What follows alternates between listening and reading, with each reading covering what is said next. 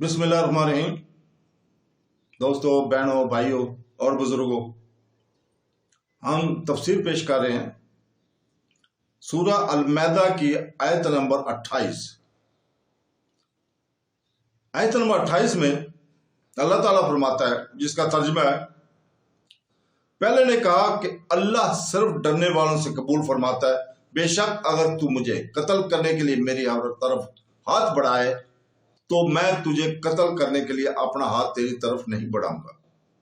मैं अल्लाह से डरता हूं जो हमारे जहन्नों का मालिक है। तो दोस्तों, इस आयत में अल्लाह ताला हाबील और कबील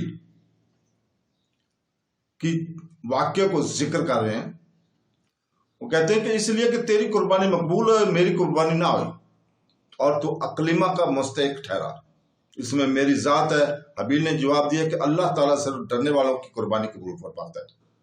हबील के इस माकूला का यह मतलब है कि कुर्बानी को कबूल करना अल्लाह ताला का काम है। वो मुत्तकी लोगों की कुर्बानी कबूल फरमाता है, तो मुत्तकी होना तो तेरी कुर्बानी कबूल होती, ये खुद तेरे अफाल का नतीजा है। इसमें मेरा क्या कसूर है? अगर तू मुझे कत्ल करने के लिए मेरी तरफ हाथ बढ़ाएगा तो मैं तुझे कत्ल करने के लिए अपना हाथ तेरी तरफ नहीं बढ़ाऊंगा, क्योंकि मैं नहीं चाहता कि मेरी तरफ से इब्तदा हो। हालांकि मैं तुझसे कव्वी और तमन्ना हूं, ये सिर्फ इसलिए कि मैं अल्लाह ताला से डरता हूं।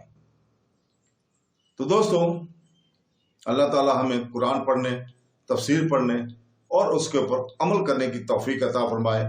आमीन सुम आमीन। अल्लाह हाफ़िज़।